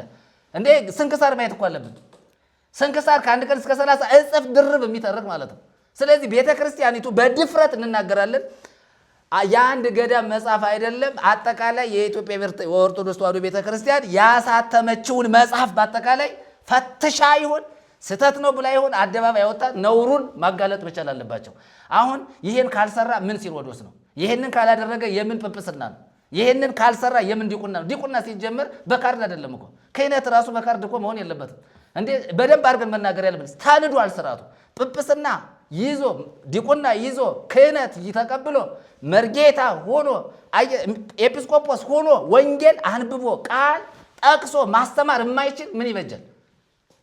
አሁን እኮ መነገር በድፍረት መናገር ያለብን ነገር እኮ አሁን እውነት እንነጋገር ከተባለ ጳጳሱ አሁን በዚህ በሲኖዶስ ስብሰባ አካባቢ አንዳንድ ውርውር የሚሉ ጳጳሳት መጥተዋል። ውርውር የሚሉ ማለት እንዲያው ወንጌል ቢሰበክ ይላሉ። እንደውም የሰማሁት ነገር ምንድነው? አንዲት ቤተክርስቲያን ውስጥ 8 እና 12 ሰባኪ ስብከተ ወንጌል ወይም ደግሞ ሰባኪ ወንጌል ተመድቦ አሉ። ምን አደረጉ? ይሄ ካባውን ወይም ቀሚሱን በእጁ እንደዚያ ይዞ ቤተልሔም ሄዶ ተጸዳድቶ ኋላ ህዝብ ስብከተ ወንጌል የሚወጣ ይላል። ከዚያስ ምን ይላል? በጣም የገረመኝ ነገር ማለት ነው ወጥቶ እንኳን ራሱ መድረክ ላይ ወጥቶ በትክክል ወንጌል ማስተማር የሚችል ሰበከተ ወንጌል 12 ሰባኪ ወንጌል ያላት ቤተክርስቲያን የወንጌል ድሃ ለምን ሆነች? 12 ሰባኪ በአንድ ቤተክርስቲያን ሰባኪ ወንጌል ነው፣ ግን የስብከት ድሃ ሰባኪያነ ወንጌል ሆነው 12ቱም ወንጌል አይሰብኩም። የሚገርመው ነገር እኔ የሚያሳፍር እኮ ነው። ደሞስ እኔ በነገራችን ላይ ሰባኪ ወንጌል ተብሎ መሾማቸው በራሱ አንደኛ አደገኛ ነው፣ ስህተት ነው። ለምሳሌ ወንጌል የማይሰብክ ሰው ሰባኪ ወንጌል ሊባል አይችልም። መጋቢ ሐዲስ ተብሎ ይሾማል። መጋቢ ሐዲስ ተብሎ አዲስ ኪዳንን የማያስተምር መጋቢ ሐዲስ ሊባል አይገባም። አየህ ብሉይ ኪዳን መጋቤ ብሉይ ተብሎ መጋቤ ብሉይነቱን በደንብ አድርጎ የእግዚአብሔር ቃል የማይሰብክ የማያስተምር ከሆነ ስም ለምን ይሰጣል? ከስሙም እኮ መምጣት እኮ አለብን እኮ። አሁን አንዳንዱ ትምህርት መጥራት አለበት። መጋቤ ሐዲስ ከተባለ እኮ አዲስ ኪዳን ነው የሚያስተምር ያለበት። 4ቱን ወንጌላት ይሰብካል፣ ግብረ ሐዋርያትን ያስተምራል፣ የጳውሎስን መልእክታት ያስተምራል። አየህ መጋቤ ሥርዓት ይባላል። መጋቤ ሥርዓት ተብሎ ተሰይሞ ስርዓት የለሽ ማለት ነው። አየህ ቅድም እንደተናገሩት እነሱ ቀሚሱንና ካባውን በእጁ አንጠልጥሎ ቤተልሔም ሄዶ ተጸዳድቶ የሚመጣ ማለት ነው። ይሄ ራሳቸው ናቸው የተናገሩት። አየህ ስለዚህ በቤተ ክርስቲያን ውስጥ እኛ አሁን እንደ ተሐድሶ እየተናገረ የሚቆጨን ነገር አለ። የሚቆጨን ህዝቡ ያሳዝናል። በጣም የኢትዮጵያ ህዝብ ያሳዝናል። ቅድም ካነሳነው አንፃር እንዳይበላ አፉን የተረገመ በእውነት ነው የምናገር። ኢኮኖሚው የደቀቀ መብላት የተሳነው መስራት ያቃተው በተሰጠው እድሜ ነግዶ ማትረፍ ያልቻለው የሚገርም ነገር በበዓላት ቀን ቁጭ አድርገው ገዝተው እንዳትሰሩ እንዳታጭሉ እንዳትዘሩ ብለው የሚገርም ነገር ጥንቁልና ቤት ሰርተው የጥንቋይ ቤት ህዝቡ እንዲሄድ ይሄ መልሱት ወደ ስራው ነው የምንላቸው። ጠንቋይ ቤት ህዝቡ ተቀምጦ በበዓላት ቀን የሚያስጠነቁል የሚገርም ነገር በበዓላት ቀን ቤቱ ቁጭ ያለም ገበሬው ሲጨንቀው የት ይሄዳል? ለምሳሌ ስለ ኑሮ፣ ስለ እርሻ፣ ስለ ትዳር፣ ስለ ሀብት፣ ስለ ንግድ የት ነው የሚሄደው? ጠንቋይ ቤት ራሳቸው ገዝተውት እንደገና ደግሞ በአንድ በኩል ደግሞ ጥንቁልና ቤት ከፍተው ህዝቡ እንዲያስጠነቁል ያደርጉታል ማለት ነው። አንደኛ ጥንቁልና መፍረስ መቻል አለበት። የሉም ወይ የዚያ ውስጥስ ጠንቋዮች? አሁን ከምንለው ሲኖዶሱ ውስጥስ የሉም ወይ ጠንቋይ? ፀሐይ ያወቀው ማን ነው የሞቀው አገር ያወቀው ጳጳስ የገሌ ጠንቋይ ናቸው ተብሎ በእንትን ላይ ቀብረዋል ተብለው እኮ በአደባባይ ሲነገር የነበረ እኮ በማስረጃ ማለት ነው። ምንም ይህን አሁን ያው እኛ የምናስተላልፈውን መልእክት የሚከታተሉ ወገኖቻችን እንዲያመልጡ ነው። እና ከኛ ጋር ወንጌል አለ። በነገራችን ላይ ከኛ ጋር ወንጌል አለ። ከኛ ጋር የወንጌል ትምህርት አለ። መጦ መማር ይቻላል። ቀርቦም በአካል መማር ይቻላል። በተለይ ጽድቅን የሚራቡ የሚጠሙ ሰዎች እዛ ውስጥ ላይ ምንም ወንጌል አልደረሰውም፣ አልተሰበከም። በደንብ መነሳት ያለበት ነገር ሌላ ካየሁትና ከሰማሁት ነገር ምንድን ነው? የክርስትና አባትና እናትን በተመለከተ የሆነ ነገር ተነስተዋል። የክርስትና አባት የክርስትና እናት ወንጌልን ያልተማረች ወንጌልን ያልተማረ የክርስትናም አባት ይሁን የክርስትና እናት በኃላፊነት የሆነ የሰው ልጅ ክርስትና ታነሳና የክርስትና ያነሳና ወንጌል አያስተምርም። ሲጀመር ወንጌል ያልገባው ሰው ምንድን ነው? ልጁን ያንን ልጅ በወንጌል ኮትቶ ማሳደግ የማይችል ለራሱ መዳን የማያውቅ መጽደቁን መዳኑን የዘላለም ሕይወት ማግኘቱን ከእግዚአብሔር ጋር በክርስቶስ መታረቁን የማያውቅ የማይረዳ አንድ የክርስትና አባት ምን ያደርጋል? የክርስትና ልጅ ያነሳል። የክርስትና ልጅ የክርስትና አባት የክርስትና እናት እነዚህ በመጽሐፍ ቅዱስ መፈተሽ መቻል አለባቸው። ስለዚህ ወንጌል የማያስተምር ሰው በኃላፊነት ሰውን ክርስትና ማንሳት በራሱ ተገቢ አይደለም። እንደው የክርስትና አነሳሱን እንኳን እንደው በደንብ አድርገን አጥንተን ልጁን በ40 ቀኑ ሴትን ልጅ በ80 ቀን ክርስትና አነሱ። እሺ ሰዎቹ አነሱ፣ ግን እያስተማሯቸው ነው ወይ? ወንጌል እያስተማሩ የእግዚአብሔርን ቃል በእግዚአብሔር ቃል እየመከሩ የሚድኑበትን የሚጸድቁበትን ዘላለማቸውን እየነገሯቸው ነው ወይ? የክርስትና እናትና አባት አንዳንዶች አንስተው ከዚያ በኋላ የማይጠይቋቸው የት እንደደረሱ የማይታወቁ እንዲያውም የክርስትና አባቴ የክርስትና እናቴ ማና ተብሎ ሲጠየቅ የማይገኙ ሁሉ አሉ። አየህ እንዲህ አይነቱ ራሱ በቤተ ክርስቲያን ውስጥ በደንብ መሰራት መቻል አለበት እና ቤተ ክርስቲያኗ በሰው ነፍስ ላይ የምትቀልድ ቤተ ክርስቲያን እንደሆነች በደንብ አድርገን ማየት እንችላለን። ከዚህ አንጻር ሌላው ከተነሱት ነገሮች መካከል አንዳንድ ነገሮች ተነስተዋል። ለምሳሌ ቀላል የሚመስሉ ግን ቀላል ያልሆኑ ነገሮች በየመሸታው በየጠላ ቤቱ እና ደግሞ በዛ በታቦት ፊት የሚዘፍን መጠጥ ቤት የሚገኝ ካህን ክህነቱ ሊሻር ይገባዋል የሚል ነገር አንስተዋል። ያደርጉታል ወይ ብለን ስንል ማንም አያደርገውም። ለምሳሌ ጭፈራ ቤት ቢሆን መጠጥ ቤት ቢሆን መሸታ ቤት ቢሆን ካህን ገብቶ አይጠጣም ወይ ስንል ይጠጣል እንዴ? እንትኑ ሞልቷል በገጠር። አሁን በዚህ በገጠሪቱ ኢትዮጵያ አነስ ባለ ከተማ ውስጥ ስትሄድ ካህኑ ቁጭ ብሎ ከአርሶ አደሩ ጋር ሲሸሻጥ ውሎ ሲገበያይ ውሎ ሲጠጣ ነው የምታገኘው። አሁን እንደዚህ አይነቱ አካሄድ እንዴት ነው እያደረጉት? እስካሁን የት ነበሩ? ይሄ ራሱ መሸታ ቤት ተገኘ ተብሎ ስልጣነ ክህነት በነገራችን ላይ ስልጣነ ክህነት ራሱ ምንድን ነው? ስልጣነ ክህነት ሰውን ማሰር ነው ወይ? ሰውን ለድህነት ማራቆት ነው ወይ? ሰዎች ወደ ድህነት እንዲቆለቆሉ ማድረግ ነው ወይ የሚለውን እሱን በደንብ አድርገን እናነሳለን። ሌላ አንድ አባት ያነሱት አለ። ስማቸውን መጥቀስ አልፈልግም፣ ግን ሚዲያ ላይ ቃለ መጠይቅ ተደርጎላቸው በጣም የድሮ አባት የቤተ ክርስቲያን አለቃ ርዕሰ ደብር የሚባሉ ሰውዬ ናቸው። የተናገሩት ነገር በጣም ከገረመኝ ነገር ስለ ጥንቁልና ብዙ ጊዜ እኛ በሚዲያችን በተለያየ መንገድ ይነሳል፣ ይነገራል። እሳቸው ምን አሉ? አብነት እየጠፋ ነው እና የቤተ ክህነት ሰብ ተንኮለኛ ስለሆነ አብነቱ እንዲጠፋ እያደረገ ነው አሉ። እና የአብነት ጥንቁልና ወይም ጥበብ በጣም እጅግ መልካም ነው ካሉ በኋላ ምን አሉ? በደመና የሚጫኑ በአሞራ ተጭነው የሚሄዱ ሰዎች እንዳሉ እየተናገሩ ነበር። እና ይህንን ሲናገሩ እሳቸው በጣም ጥበብ ማለት በጣም ትልቅ ድንቅ ነገር እንደሆነ አድርገው ነው የሚናገሩት። እና ይህንን ደግሞ የማይሰጡ ደብቀው የሚይዙ ለልጅ ልጆቻቸው የማያወርሱ እንዳሉ አሁንም እሳቸው እየተናገሩ ነበር። አየህ፣ በጥቁር አሞራ በእንስሳት ተሰውረው የሚሄዱ ጠንቋዮች እንዳሉ በቤተ ክርስቲያን ውስጥ እሳቸው እየተናገሩ ነበረ። ይህንን ስንናገር እኛ የት አግኝታችሁት ነው የሚሉ ሰዎች ይነሳሉ። በቤተ ክርስቲያን ውስጥ ልዩ ልዩ የጥንቁልና አሰራር እንዳለ ሰዎች በእንስሳት ተሰውረው፣ በአይዋፍ ተሰውረው፣ በቁራ ተሰውረው ከሀገር ወደ ሀገር የሚሄዱ እንደሆነ በደንብ አድርገው ሲናገሩ ሰማቸው። እንዲሁም ምን አሉ እሳቸው? አንዱ በጥቁር አሞራ ተሰውሮ ሲሄድ አንደኛው በሌላ እንስሳ ተሰውሮ ያኛውን ይመታዋል፣ ይጠልፈዋል አሉ። እና ይሄ ተንኮል ያለ የት ነው አሉ? ቤተ ክህነት ውስጥ ነው አሉ። ይሄ ያለ እዚህ ሊቃውንቱ ሲኖዶሱ አካባቢ ይሄ ታላላቅ አባቶች አጠገብ ያለ ነው። እና እንዲህ አይነት ተንኮል በቤተ ክርስቲያናችን አለ እና ይሄ ከሚጠፋ እያወረሱ ቢሄዱ የተሻለ ነገር ነበር ብለው ይናገራሉ። እንደ ቁም ነገር ነው የሚናገሩት። እና ጥንቁልና በቤተ ክርስቲያን ውስጥ እንዲህ አይነት ጥልቅ ስር የሰደደ እንደሆነ በደንብ ቤተ ክህነቱ በራሱ ያውቀዋል። እና እኛ እንደ ተሐድሶ እየተናገርን ያለ ነው። የኢትዮጵያ ሕዝብ ያሳዝነናል። ሕዝቡ በጣም ምስኪን፣ ሰርቶ መለወጥ፣ ማደግ፣ በኢኮኖሚ መፋፋት የሚችል በጣም ድንቅ የሆነ ሕዝብ ነው። ይሄንን ሕዝብ ግን መሪ የበደለው ሕዝብ እንደሆነ አንጥቀን እናገራለን። መሪው በድሎታል። የኢትዮጵያ ሕዝብ በጣም በብዙ ጉስቁልና ውስጥ ነው ያለ፣ በመከራ ውስጥ ነው ያለ።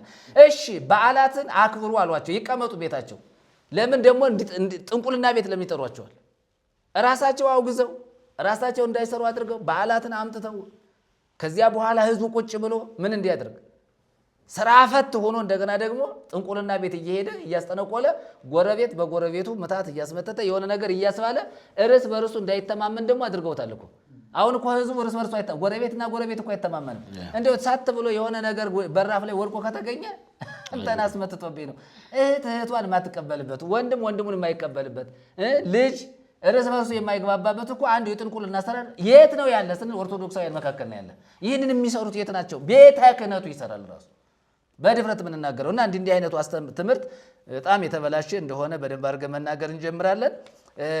ሌላው የተነሳው ሀሳብ ቅድምም ሞከር ተደርጎ የቀረ ሀሳብ ስብከተ ወንጌልን በተመለከተ ነው። እና አሁንም በየአህጉሩ ወይም ደግሞ በየሀገረ ስብከቱ የስብከተ ወንጌል ጉዳይ ትንሽ አሁን የሆነ ነገር እንቅስቃሴ ያለ በሚመስል እየተናገሩ ነው ያሉት። ግን ወንጌል እየተሰበከ ነው ወይ? አሁን በየሀገረ ስብከቱ የወንጌል ሰባኪዎች ተመድበው ወንጌልን በስርዓት እየሰበኩ ነው ወይ ብለን ስናነሳ ምንም የሚሰበክ ነገር የለም። ነገር ግን በጀቱ ታላቅ ነው። ወንጌል ይሰበካል በሚል ስበብ ቤተክርስቲያኒቱ ትልቅ በጀት ትበጅታለች። ግን ተግባራዊ የሚሆን ነገር የለም። ተግባራዊ የሚሆን ነገር የለም። እና ይሄ ሁሉ ተደምሮ የእግዚአብሔርን ሕዝብ ክርስቶስ የሞተለትን ሕዝብ ይሄ የቤተ ክርስቲያኒቱ አካላት ከላይ ያሉት በጣም እየረበሹ ሕዝቡ ወደ እግዚአብሔር መንግሥት እንዳይመጣ በትክክል ሰዎች የእግዚአብሔርን ቃል አውቀው ተረድተው ወደ መዳን እንዳይመጡ ብዙ ጥረት እየተደረገ አይደለም። እኛ ወንጌል ይሰበክ ነው አቋማችን። የእኛ ዓላማ ሌላ ምንም አይነት ዓላማ የለንም። ዓላማችን አንድና አንድ ነው። ይህም ህዝብ እንዲያውቅልን እንዲረዳልን እንፈልጋለን። ቅድም የተነሳ ሀሳብ አለ እና ለኢትዮጵያ ህዝብ ጨካኝ የሆነው ማን ነው የሚለውን ነገር ማንሳት እፈልጋለሁ። አሁን እግዚአብሔር የምህረት አምላክ ሆኖ እግዚአብሔር ለህዝቡ እየራራ ያለበት ልጁን እስከ መስጠት ድረስ እግዚአብሔር ህዝብን ሰውን ይወዳል። ግን በህዝብ ላይ ጭካኔያቸውን እያሳዩ ያሉ ሰዎች መሪዎች ናቸው። እና የሐዋርያት ሥራ ምዕራፍ 20 ቁጥር 28 ላይ ስንመጣ የምናገኘው ነገር ምንድን ነው የሚለው? ቁጥር 26 ጀምሮ ስለዚህ እኔ ከሰው ሁሉ ደም ንጹሕ እንደሆንሁ ዛሬ በዚህች ቀን እመሰክርላቸዋለሁ አለ። ለምንድን ነው ጳውሎስ የሚናገረው? ይህንን የተናገረው ለምንድን ነው? ወንጌልን በግልጽ ስለተናገረ ነው። ከደማችሁ ንጹሕ ነኝ ብሎ እንዲናገር ያደረገው ነገር ይሄ ነው። ሌላው ምን ብሎ ይናገራል?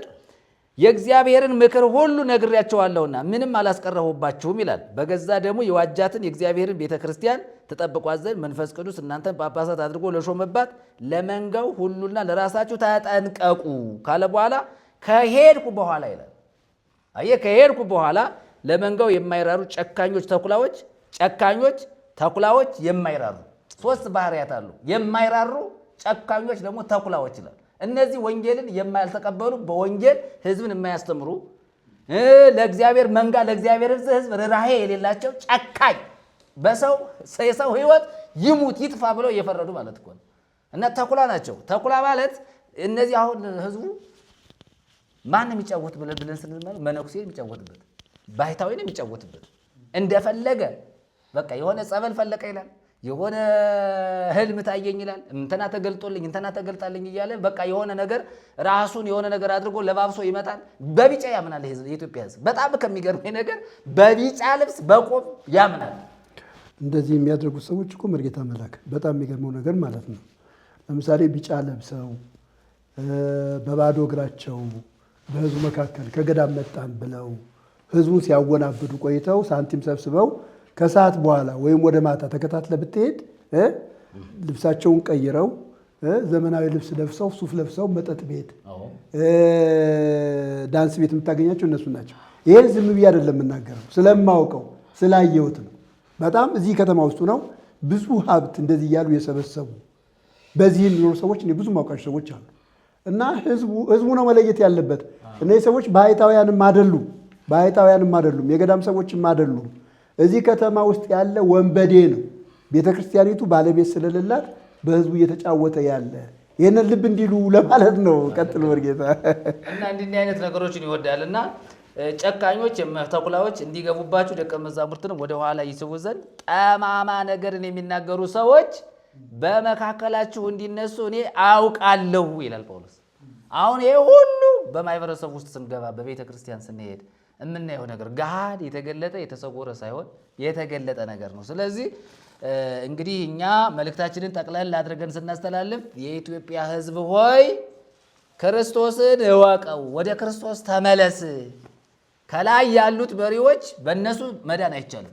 በፍጹም መዳን የሚቻለው በጌታ ብቻ ነው። ትክክል።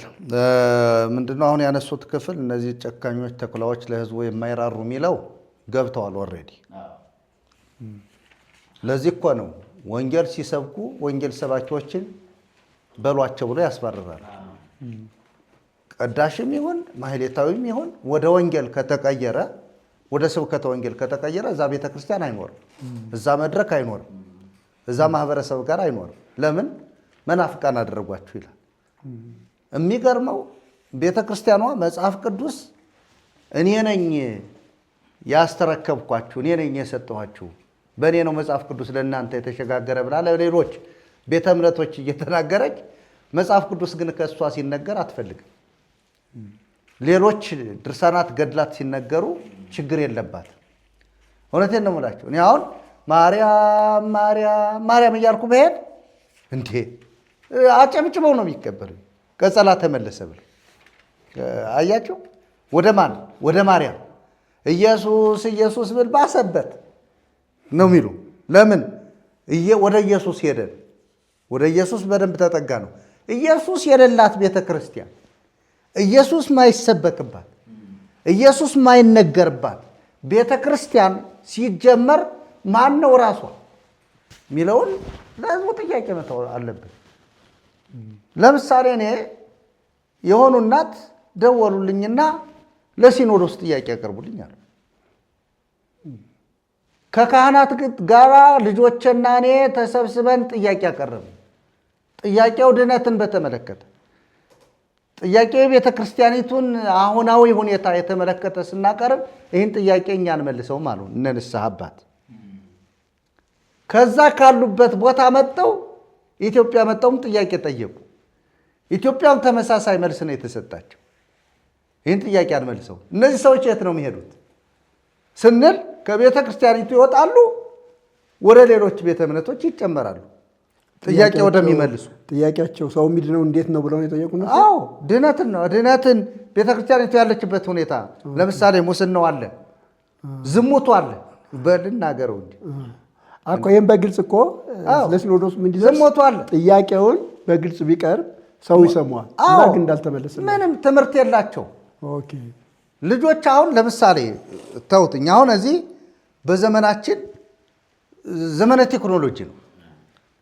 ሰው ብድግ ብሎ መኝታው እንቅልፉን ይችን አይኑን ጥርቅ ጥርቅ አድርጎ ቲክቶክ ምን አለ ዛሬ ነው ሲከፍት ኢየሱስ ያድናል ነው፣ ሌላው አያድንም ነው። ሲከፍት ደግሞ እንደነ መርጌታ መላክ ደግሞ አሁን የጠበጠመ ደግሞ እንደነ ቀሲስ እንደነ መርጌታ ኃይለ ልዑል ያለ ደግሞ ቤተ ክርስቲያን ተሰስታለች ትታደስ ጥያቄ አለ በቤተ ክርስቲያናችን ላይ።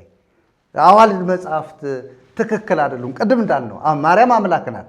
ለማርያምና ለክርስቶስ ለተሰቀለው መስቀል የፈጣሪ ምስጋና ይገባቸዋል ይላል ለሁለቱ ፍጡራን ብሎ የሚናገር ብዙ ቪዲዮ የተለቀቃል። ያንን ሲያይ ትውልድ ምንድን ነው የሚለው? እንዴ ለእንጨቱና ለአምላክ ለማይታየው ቅድም ላሳዩት አምላክ ቅድም ለውቅ በጣም ረቂቅ የሆነ በሁሉም ስፍራ የሚኖር ግን ደግሞ ተመርምሮ የማያልቅ አምላክን እግዚአብሔርን በሆነ ሰው ወስዶ ሰው ሰርቶ ጉልት አድርጎት የሆነ ነገር ላይ ያስቀመጠው ነጭ ፈረንጅ አድርጎ የተቀመጠ አይደለም አምላክ ማለት። ስለዚህ ይህንን ጥያቄ የሚያነሱ ሰዎች አሁን በምንድን ነው ስንል በድነት ጉዳይ ይህን የሚመልስ ቄስ አለ ወይ? የለም። ቅድም እኮ 12 ሰባኪያነ ወንጌል ቁጭ ብለው 12ቱም የሚያወሩት ስለ ማታው ቢራ ነው አይደለም እንዴ? ባለፈው አላወሩንም? 3 ነበሩበት አይደል? ስለ ማታው ቢራ እማን ቤት እንጠጣ ነው እንጂ አሁን የትኛውን ስብከተ ወንጌል አስተምረውት ነው ሰባኪ ወንጌል ብለው የሚሰይሙት? ምን ተምሯል? እስኪ ንገሩ። አላ ሰምታችሁ ታውቃላችሁ? እንዲያው አልፎ አልፎ ከአንዳንድ ጳጳሳት የሆነች ነገር እየተወረወረች እየሰማን ነው እንጂ እኮ ከሰባክያን እኮ የምንሰማው ነገረ ማርያም ነው። የሆነ ተረት እኮ ነው። ስለዚህ ይሄ ጥያቄ ይድረስ። አሁን ምዕመናን ጥያቄ እያነሱ ነው። ጥያቄያቸውን ወይ መልሱላቸው ወይ ልቀቁልን። እውነቴን ነው የምላቸው፣ ወይ ልቀቁልን። እግዚአብሔር ሕዝቤን ልቀቅ አይደል ያለው ፈርዖን? ያመልከኝ ዘንድ ሕዝቤን ልቀቅ ነው ያለው እግዚአብሔር። ሕዝቤ ነው የሚለው ይህን ሕዝብ እግዚአብሔር አልተለወጠም። አሁንም ሕዝቡን ይፈልገዋል። ስለዚህ ይህን ሕዝብ ለትክክለኛ ሰባኪያነ ወንጌል ይልቀቁትና ቤተ ክርስቲያኒቱ ከነ ክብሯ ከነ ሙሉ ማዕረጓ ትቀጥል፣ ለክርስቶስ ሆና ትቀጥል ከተባለ መድረኩን ለታድሶ መልቀቅ አለበት። ታድሶ ሊሰራት ሊያንጻት እንጂ ሊያፈርሳት አልተነሳም። ሲጀመር እኛ ህንፃ እናፈርስም። ታድሶ ህንፃ አፍራሽ አይደለም። በእግዚአብሔር እውቀት ላይ ከፍ ያለ አእምሮ ግን ይፈርሳል። እሱ ለእግዚአብሔር ይገዛል፣ ይማረካል ማለት ነው። ስለዚህ በፍጹም ጥያቄ ሊመልሱ አልቻሉም ነው ያሉ እናቴ።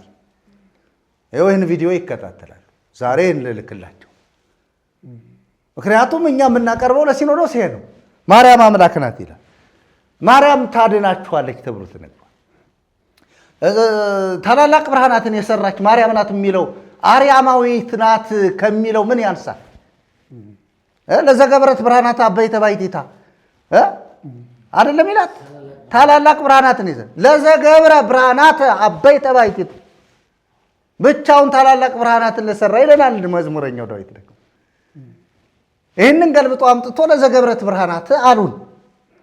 በቃ ፈጣሪ ናት። መርጌታሱ ላይ እኮ በዚህ አሁን ባነሱት ሐሳብ ላይ ለዘገብረት ብርሃናት አበይተ ባሕቲታ ንዑስ ግላቲ ለመድኃኒተ ማርያም ነው ንዑስ ግዶ ነገር ይላቲ እንደው ዝም ብለን እንደው አሁን ሰፋ አድርገን እንየው ካል በኢትዮጵያ ኦርቶዶክስ ተዋሕዶ ቤተክርስቲያን ያመነ አይጸድቅም።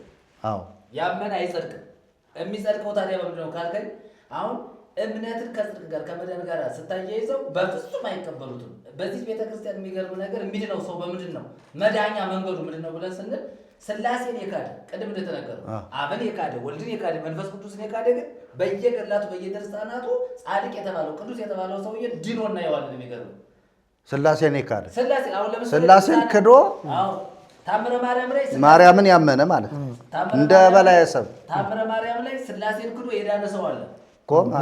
ድርሳነ ኪዳነ ምሕረት ላይ አብን ወልድን መንፈስ ቅዱስን ክዶ የዳነ ሰው አለ። ሌሎች ገድላቱ ላይ ሌሎች ክርስቶስን ክዶ የዳነ ሰው አለ።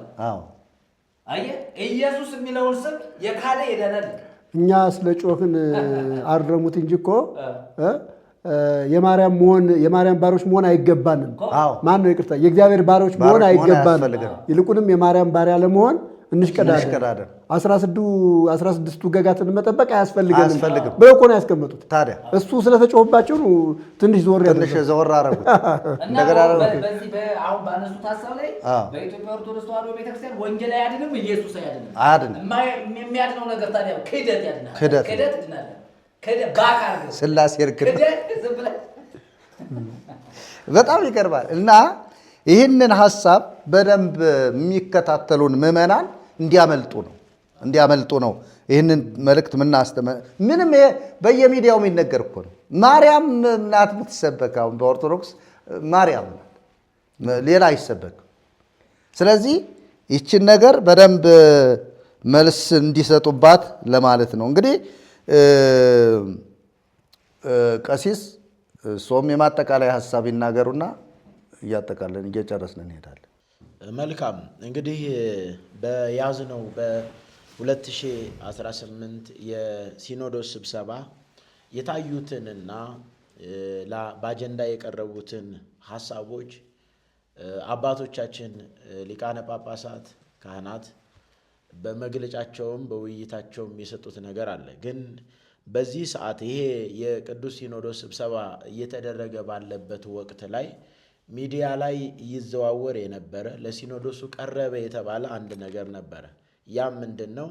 የወርቅ ታቦት ተሰርቋል፣ የወርቅ ታቦት ተሰርቋል፣ ያ ተሰርቆ አል የሚለው በምእመናኑም ዘንድ በሚዲያው ሞልቶት ነበር። ስለዚህ የሰጡት ነገር የለም። እንግዲህ ታቦት አለ የለም የሚለውን ጉዳይ ቀደም ባለው ጊዜ በነበረን መልእክት ወደ እናንተ አስተላልፈናል። ታቦት ምንነቱን፣ ጠቃሚነቱን፣ አለ ወይ የለም የሚለውን እነርሱ ግን እርስ በርሳቸው እዛው የሚያቀርቡት ሀሳብ ደግሞ ምን የሚል ነው? የሚጣረስ የሚፋለስ ነው። እርስ በርሷ የምትለያይ መንግስት ትጠፋለች እንደሚል አንደኛው ጠረጴዛ ነው ይላል፣ አንደኛው መሰዊያ ነው ይላል፣ አንደኛው መሰዊያ አይደለም ታቦት ሌላ ነው ይላል። እንግዲህ ለዚህ ሁሉ ሲኖዶሱ ምን እርምት ሰጠ ነው? ትልቁ የሲኖዶሱ ስብሰባ ለዚህ ሁሉ ምእመኑንም ህዝቡንም ግራ የሚያዋክብ ወይም ግራ የሚያጋባ ሀሳብ በየመድረኩ ሲሰጥ ለዚህ አስተምህሮ ምን አይነት ውይይት ተደረገ ነው? የለም፣ የተደረገ ውይይት የለም።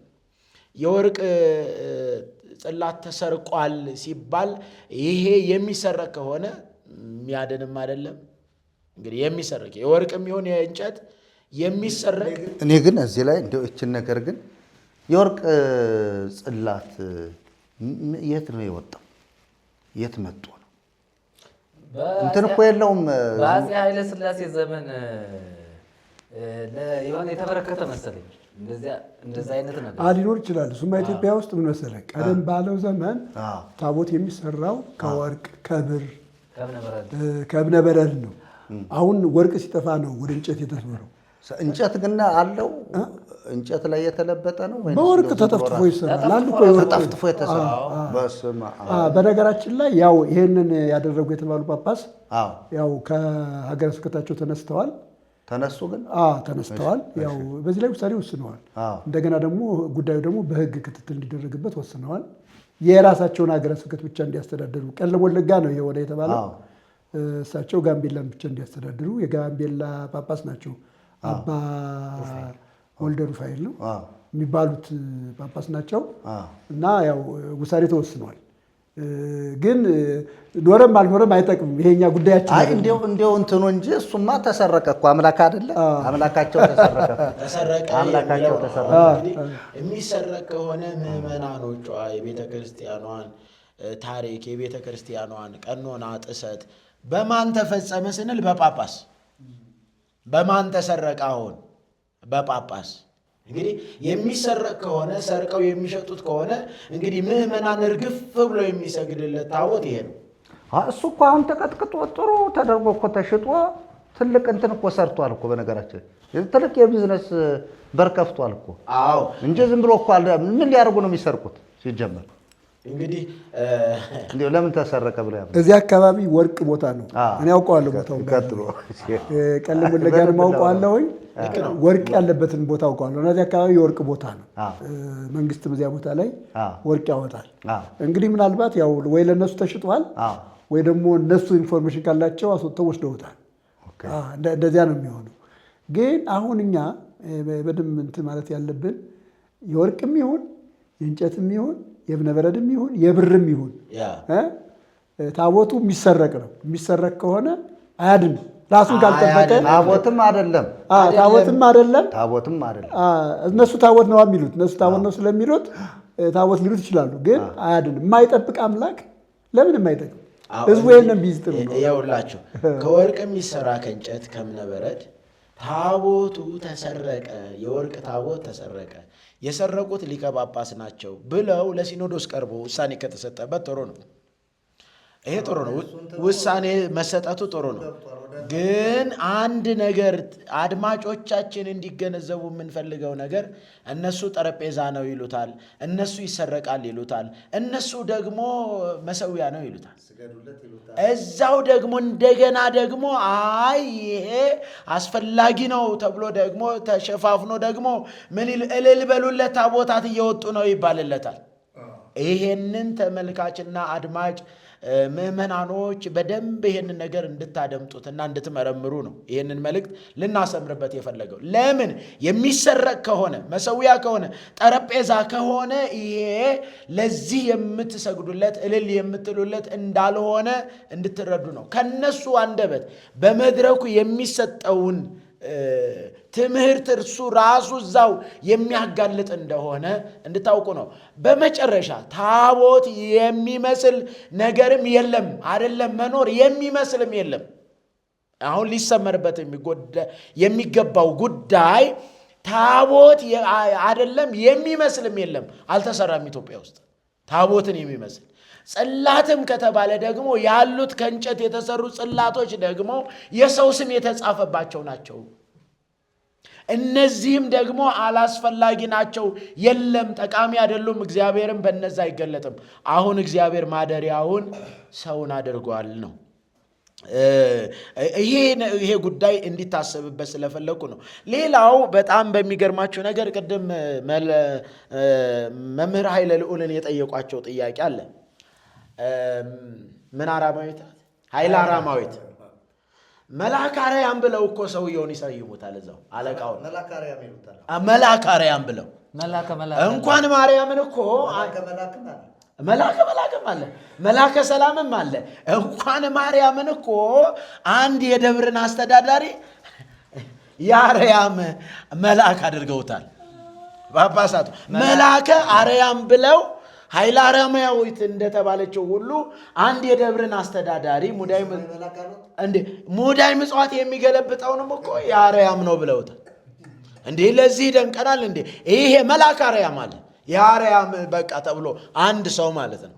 አንድ መልአክ የተለየ ነው። መልአከ መልአክ ይላሉ። መልአከ መልአክም አለ፣ ብዙ ነው። አሁን እንደዚህ ስያሜ ተሰጥቷቸው ቤተ ክርስቲያኑ እንዴ ታዲያ መልአከ ገነትም አለ፣ መልአከ ሰላምም አለ። ምን ሰላም አለን ብለዋል አንዱ አባት። እንዲያው መልአከ ሰላም ብለን ምን ሰላም አለን? ሀገራችን መቼ ሰላም ሆነ ብለዋል እኮ አንድ አባት ወጥተው እንዲያው መልአከ ሰላም ብለን እንዲያው ስም ሲያወጣው አይ ብለው ይሄ ሊታረም ተሐድሶ ያስፈልገዋል ነው። በቀደመው ዘመን የነበሩ አባቶቻችን ለሕዝባቸው ለምዕመኖቻቸው ራሳቸውን መስዋዕት በማድረግ እኔን ከሕይወት መጽሐፍ ደምስሰኝ እንጂ ሕዝብህን አትቅጣ የሚሉ ነበሩ። በመንፈሳዊ መሪነት ላይ ተቀምጠው የነበሩ ራሳቸውን አስቀድመው ራሳቸውን ፊተኛ አድርገው ለምዕመኖቻቸው ለሕዝባቸው ወንጌል እውነት እንዲሰበክ ያደረጉ ነበሩ። አሁን ያሉት አባቶቻችን ደግሞ ራሳቸውን የሚሰብኩ ራሳቸውን ተኮር የሆነ የራሳቸውን ቁስ የሚያከማቹ መሆናቸው ይኸው በአደባባይ የተገለጠ ጉዳይ ነው። ተመልካቾቻችንና አድማጮቻችን እኛ ይህን የምንልበት ምክንያት ከምን ተነስተን ነው ስንል ከሚፈጸመው አመፅና ክፋት ተነስተን ነው። በቤተ ክርስቲያን ስም በመንፈሳዊ ሽፋን እየተሰጠ ያለው ትውልዱን ወደ ሞት ወደ ጥፋት የሚወስድ እንግዲህ በቤተ ክርስቲያኗ ውስጥ አወገዝን ያሉት መጽሐፍት አሉ። ግን ሊወገዝ የሚገባው እኮ የሰው ተግባር አለ። እዛው ያሉ ሰዎች የሚፈጽሙት ክፋትና አመፅ ለምን እሱ አይወገዝም? ሰዎች የሚሰሩት ክፋት ተንኮል ለምን ያ ተመርምሮ በአባቶች ታይቶ መንፈሳዊ ፍትህ ለምን አልተሰጠም? ለምን ያልተወገዘም? በቤተ ክርስቲያኗ ውስጥ የሚፈጸመው ግፍ ለምን ያ ታይቶ ለምን ቀኖናዊ እርምጃ ለምን አልተወሰደም? ጌታችን መድኃኒታችን ኢየሱስ ክርስቶስ አገልግሎቱን ፈጽሞ ለደቀ መዛሙርቱ እንደዚህ ብሎ ተናገረ። በሙሴም በሕግም በነቢያትም የተጻፉት መጻሕፍት ስለ እኔ የሚናገሩ ናቸው ነው የሚለው። አሁን ግን ያሉት በቤተ ክርስቲያኗ ውስጥ ያሉት ድርሳናት፣ ገድላት፣ ተአምራት ስለ እርሱ ሳይሆን የሚናገሩት ስለ ሌላ ተረት የሚናገሩ ናቸው። እነዚህ ሊወገዙ የሚገባቸው ነገሮች ታይተው መወገዝ አለባቸው ተብለው ሊቃውንቱ ከየሀገሩ ተሰብስበው ባለፈው ጊዜ ተወያይተው ለሲኖዶሱ እንዲቀርብ የተወሰነው ቀርቦ መች ታየ? ሌሎቹ መቼ ቀድመው ሊወገዙ የሚገባቸው መቼ ተመረመሩ? ስለዚህ አሁን ሲኖዶሱ እየፈጸመው ያለው ተግባር በቤተ ክርስቲያኗ ከምዕመኖቿ ከቤቱ የወጡት ልጆቿ ከቤቷ የወጡት ልጆቿ እውነትን የተረዱ እውነትን ያወቁ እውነትንም ታውቃላችሁ እውነትም አርነት ያወጣችኋል ተብሎ እንደተጻፈ እውነትን ተረድተው አይ ቤተ ክርስቲያን ውበቷ፣ መልኳ፣ ክብሯ ይህንን ይመስላል ብለው ከቤቷ የተባረሩት ወይም የወጡት እውነትን ስለተናገሩ እውነትን ስለመሰከሩ የወጡ ልጆቿ የሚጠይቁት ጥያቄ ለምን ምላሽ አልተሰጠው? ሲኖዶሱ ስብሰባው ከቤቱም ቅድም መርጌታ ቀጸላ እንዳነሱት ብዙ ምዕመኖች እኔ በቅርብ አንድ ሳምንት ይሆናል እዚህ መካኒሳ አቦ ጋር አንድ ዝግጅት ተዘጋጅቶ ነበር። የገንዘብ ማሰባሰቢያ ዝግጅት፣ ድግስ ይጨፈራል ቤተ ክርስቲያኑ በር ላይ እልል ይባላል። አንድ የቤተ ክርስቲያኗ ምእመን እንዲያው ሳይወት እንዲያው ካህን ይመስላሉ ብሎ ሳይወት ካህን ይመስላሉ። እኔ ኖርማል ለብሼ እየሄድኩ ነው ራይድ ተጠቅሜ፣ ነገር ግን እንዲያው ሳይወት የቤተ ክርስቲያን ሰው ይመስላሉ እና እንዲያው ይሄ ነገር ምንድን ነው ብለው ይላሉ ብሎ ጠየቀኝ። እንዲያው እኛ መሄጃ አጣናል፣ መሄጃ አጣን። እንዴት ባርከው የሚከፍቱት ቢራው ምኑ ጭፈራው እዚህ ነው ያለው። ይህንን ስናይ በቃ መንፈሳዊነት የክርስትና ሕይወት ሰለቸን ብለው ያሏሉ። ለዚህ ጥያቄ መልስ የሚሰጡ አባቶች ግን የሉም። ይሄ በሚፈጸምበት ለዚህ ምላሽ የሚሰጡ ልጆቿ የቤተ ክርስቲያን ልጆች፣ እውነተኛ የቤተ ክርስቲያን ልጆች፣ ካህናት፣ መርጌቶች እዚህ ያለን ለምንጠይቀው ጥያቄ መልስ መስጠት መቼ ቻሉ? አባቶቻችን ምዕመኖቹ ለሚደርስባቸው ግፍ ጸበል በማጥመቅ ሰበብ ለሚደፈሩ እህቶች መቼ ምላሽ ተሰጠ? መቼ ምላሽ ተሰጠ? ሲኖዶሱ ይሄንን መቻየ የቤተ ክርስቲያንን ቅድስና የቤተ ክርስቲያንን ልዕልና ለማስጠበቅ መቼ ቆሙ? ይህንን ቆም ብሎ ማስተዋል ያስፈልጋል ብለን መልእክታችንን እናስተላልፋለን። እንግዲህ ወደ ማጠቃለያው ስንመጣ የምትሰሙን አባቶቻችን ይሄን ይደርሳችኋል፣ እንድታደርሱልንም እናሳስባለን። ለአባቶቻችን አደርሱ። እኛ እየተቸናቸው አይደለም፣ ተመለሱ ነው። ቤተ ክርስቲያን ታድሶ ያስፈልጋታል ነው። ምዕመኖቿ ደግሞ ከጥፋት መዳን አለባቸው፣ እውነትን ማወቅ አለባቸው የሚለው መልእክትን ልናስተላልፍ እንወዳለን። እግዚአብሔር አምላካችን ስሙ የተባረከ ይሁን። እንግዲህ ወደ ማጠቃላይ ሀሳባችን ስንሄድ ቅድም ያነበብኩትን የእግዚአብሔርን ቃል በመናገር እናጠቃልላለን። ክርስቶስ መከራ ይቀበላል፣ በሦስተኛውም ቀን ከሙታን ይነሳል። መከራ የሚቀበለው ስለ ሰው ልጆች ነው። መከራ ተቀብሎ ግን ከመከራው አንዱ ሞቱ ነው። ከሞተ በኋላ ይቀበራል። ከተቀበረ በኋላ በሦስተኛው ቀን ተነስቷል። ከዛ በኋላስ በስሙም ንስሐና የኃጢአት ስርየት ከኢየሩሳሌም ጀምሮ በአሕዛብ ሁሉ ይሰበካል። ንስሐና ምን? የኃጢአት ስርየት በምኑ? በስሙ። አሁን ምዕመናን ንስሐ አባታችሁ ማን ነው? ስርየት የምታገኙት በማን ነው? በማንስ ስም ነው? በማርያም፣ በገብርኤል፣ በሚካኤል ወይም በመላእክት ጻድቃን በሚባሉ ሰዎች ወይንስ ደግሞ አሁን ባሉ ካህናት? አይደለም፣ በኢየሱስ ስም ነው ንስሐና የኃጢአት ስርየት የሚከናወነው። ለዚህ ምስክር የነበሩት እነ ጴጥሮስ እንደዚህ ብለው ተናገሩ።